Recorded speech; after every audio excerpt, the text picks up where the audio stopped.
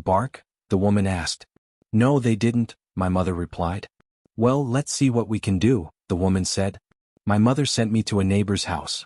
And I spent the whole morning there. When we returned, the lady was no longer there and everything around the house had been removed. My mom looked worried, so I decided not to tell her about what I had heard the night before. That night, I prayed a lot to God so that whatever I had heard wouldn't come back. I fell asleep scared, but to my misfortune, I woke up again in the middle of the night and once again I started hearing the same thing. Footsteps around the house and whispers. I covered myself from head to toe and curled up next to my sister, who was sleeping soundly. I felt relieved when the noises stopped, but just as I was about to fall asleep, I heard it again. This time whatever was outside was now inside the room. I felt my heart pounding out of my chest. I tried to pray with whatever I could remember, but a voice next to my head said, "Your prayers won't help you." Then I felt a hand stroking my head through the blanket. I don't know what happened next. I just heard a buzzing sound in my ears and think I fainted. The next morning, my mom again found salt mixed with dirt around the house and piles of black feathers in every corner. My mom picked up everything while saying prayers. When she finished, she put it all in a paper bag, but I didn't know what she did with it. When I got out of bed, I felt everything spinning. I was so tired. "What's wrong, daughter? Are you feeling sick? You look so pale," my mom said. "Yes, Mom, I feel sick," I replied and went back to bed, falling deeply asleep again. "Petra, wake up," my mom said, handing me a cup of tea. "Drink this. It will make you feel better." But I still felt the same, a crushing, unbearable exhaustion. I had no appetite, just thinking about food made me nauseous. I sat by the stove while my parents argued. Days passed and I barely ate. Everything disgusted me and I felt so tired. I just wanted to sleep in the afternoons. Donna Macaria started coming to the house. People said she knew a lot about witchcraft, and she did. I remember that when I was lying down they would light candles. She would anoint me with oil that smelled like herbs while saying prayers in Puripeka. The house would start creaking and the candles would go out as if there was a draft. My mom had to keep relighting them because they wouldn't stay lit, and sometimes they even fell over as if someone had knocked them down. But the worst part was when Donna Macaria made a circle of salt. She said the salt was prepared. They'd put me inside the circle, sit me on a chair and tie me to it. I didn't understand why they did this. I only remember sitting in the chair, tied up, and then waking up in my bed, utterly exhausted. Over time I started feeling better. I remember Donna Macaria's words one day while she was talking to my mom.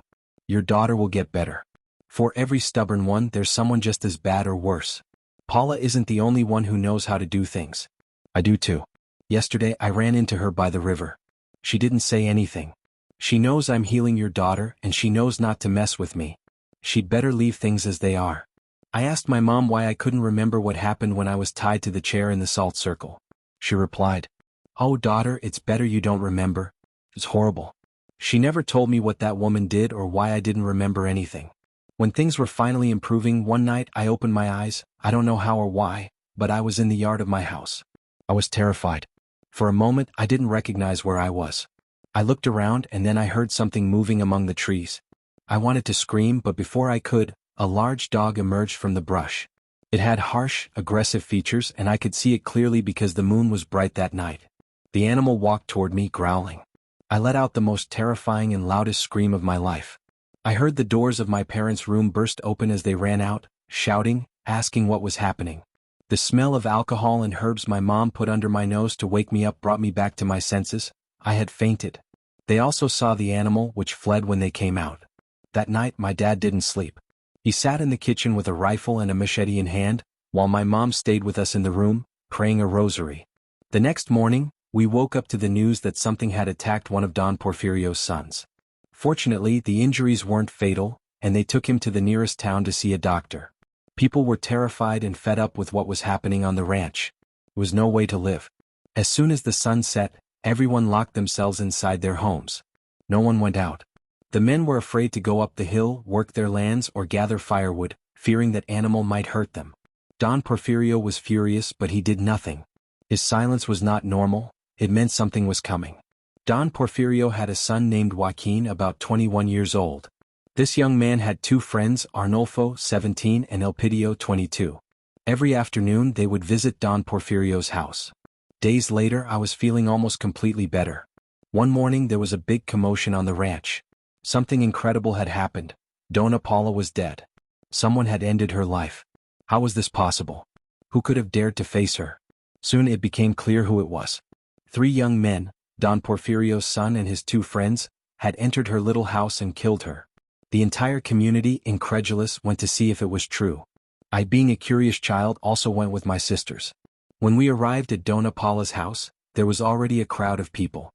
I peered through the cracks in the walls, and there she was, lying on the floor of her kitchen with many wounds on her hands and back.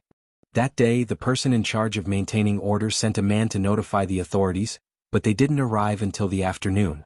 Don Porfirio's son told his story before leaving the ranch. When they entered Paula's house, she knew what they were there for and put up a fierce fight. They recounted that during the struggle, 2 enormous dogs appeared. Every time they tried to approach Paula to harm her, the dogs blocked their way. Joaquin had a dagger, but every time he tried to attack Paula, the dogs would intervene, as if their skin was made of some hard, plastic-like material that repelled anything. Paula shouted, "Now you bastards! This is the moment. Help me, now's the time, I need you." But the young men carried amulets and recited prayers that would protect them. During the fight, they thought they were going to die because the dogs wouldn't let them get close to Paula. Then Elpidio pulled out a piece of paper and began reciting a prayer given to him by Don Porfirio. As he said it, the dogs vanished and they were able to overpower Paula. After taking her life, they went to a small room in Paula's house, where they found a large altar dedicated to Satan. In clay pots they discovered many fetishes and strange items. The young men took the pots and carried them down to the ravine. They built a large bonfire and began burning everything. They recounted finding a large figurine they called the Father of All because it was the biggest. When they put it in the fire, it would leap out of the flames. "You're going to burn here with all the others," they said as they pinned it down with sticks until everything burned. Meanwhile, Don Porfirio and his family were packing their belongings into a cart to leave the area, just like the friends of his son. They abandoned their homes and land. But Don Porfirio had gotten his revenge. The son who had been injured by the beast was now well. No one tried to stop them because they knew they had to leave. Paula had 2 brothers with terrible reputations, and if they stayed, the brothers would surely seek revenge. My family stayed a little longer in that godforsaken place because we had nowhere else to go. Over time we also left and started a new life elsewhere. Gradually the ranch became deserted. Only the legends and memories remained. I've always been very grateful to Dona Macaria because without her help, I wouldn't be alive. I never forgot what happened to me, and it always reminded me that just as there is good, there is also evil. Many people who lived in that place weren't what they seemed. They did terrible things out of envy, anger, or jealousy. Years later, I learned that some people wandering through the hills found remains, hands in a cave. Perhaps those remains were Pedrito's, a boy who shouldn't have had to pay for what his father had asked for and done. Today, at 80 years old, I can only give you one piece of advice. Don't do things without knowing what the consequences will be.